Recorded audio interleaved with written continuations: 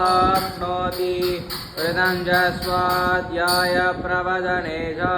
सत्यं च स्वाध्याय प्रवदने च समश्च स्वाध्याय प्रवदने च समश्च स्वाध्याय प्रवदने च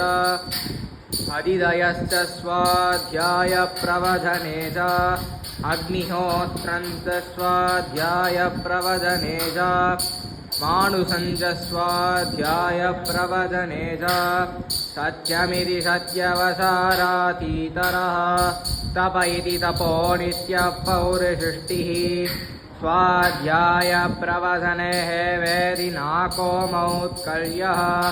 तत्किदपस्तत्किदपः अहं वृक्षक्षरेरिव केत्य पृष्ठं गिरेरिव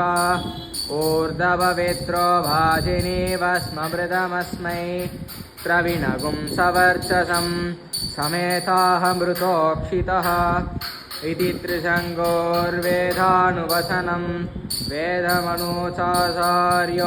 देवासिनमनुशास्ति सत्यं वद।